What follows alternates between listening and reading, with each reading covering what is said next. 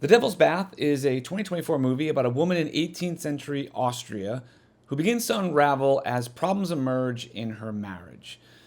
And this is always a little, and I'm not going to say annoying because that feels too strong a word, maybe disappointing that because horror movies are an easier marketing target to shoot for, that movies will lean into that if drama movies tend to have darker themes to them. Now, I had reviewed a movie a couple years ago called Gwen that was very similar, where all the marketing around the film pointed to a horror movie. But after watching it, and although I really enjoyed it, I couldn't bring myself to actually label it a horror movie, good as it was. Now, I had no problems with watching drama films, but it felt just the slightest bit of bait and switchy. And this movie had a similar feel. Now, don't get me wrong, I would never take away points for bad marketing. A lot of the time, films just don't have a lot of control over how the film is sold to the public. And it's a tough world out there, and do whatever you can do to get people to check out your film. I can totally understand that. But there is a line of actually being deceptive.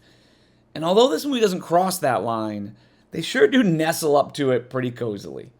Now, this movie is set in 18th century Austria inside a small village. It centers on Agnes, who is about to be married to Wolf in a small ceremony and is happy and looking forward to her new life. Her happiness, though, is short-lived as she gets her first dose of reality when Wolf shows her the house that he bought for them to live in. It's dark, it's cold, feels unfinished, and a little frightening in places. But Agnes shakes it off and goes about making a good home for them and making the best of the bad situation.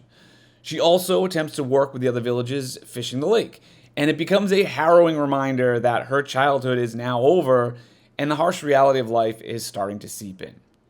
Now, this is a very interesting movie, and I use the word interesting in this context because it feels more cerebral versus emotional. This movie almost kind of has a documentary feel to it. It's fascinating to watch, even though it doesn't necessarily have a lot of driving force narratively. Basically, the movie runs a bit slow on pacing. It actually seems more like a slice of life film than a normal 3-act structured story. I mean, maybe this is partly because I was thinking that this was a horror film, but it doesn't seem to go through a normal progression of plot through story. There are several times where it set up these little moments, and I was expecting these moments to be the linchpin of where the story was driving to, but it never quite did that. This has a much more of a piling on kind of approach, where it wasn't one specific thing, but the constant stacking of things before it buckles under its own weight. Now, that's not inherently a bad thing, but it did make the movie feel a touch rudderless at times. Now, I remember checking the time of the film about an hour into it and realizing that I still had no idea what this movie was about. Like, the first hour spends a lot of the time just watching this woman's life. The second half does start to escalate the story, but the escalation is still presented in such a slow degradation of this woman's psyche that it never quite recovers from that first half. And to be fair, this is a very fascinating take on the kind of historical moments that would cause a woman to slowly lose her mind at a time when people had no idea how to deal with such things. Now, I've said in the past, I don't mind slow burns. In fact, I really like them. But I still need pieces to be there to feel like we're headed in a certain direction.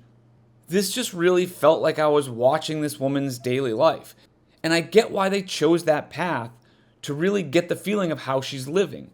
But for me, that only lasts so long before I start getting distracted. And I realized about an hour in, I was at that point. And it's not that I wasn't enjoying what I was seeing, because I was. But there's only so much of the same thing I can see over and over again before I kind of needed to move on. Now, I'm not going to outline all the things that she goes through. And I will say how it ends up resolving itself is such a stark reminder of the hardships of ignorance and also how religion can be both a help and a hindrance to people with nowhere else to turn. From a production standpoint, the acting, cinematography, and production design were fantastic. As a matter of fact, I don't know if I have seen a more authentic looking film than this. Massive, massive kudos to the production design team on this one. The world they created, along with the natural looking lighting and the shot composition, really made this feel so raw and real. I just can't say enough good things about that element.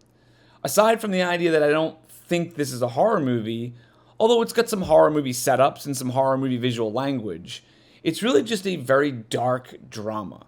But my biggest issue here is just the pacing. I can understand their rationale for why this way, but perhaps hitting some of the beats of the film a little quicker would have made it a little bit more impactful for me. I'd give this movie a B, but let me know what you think.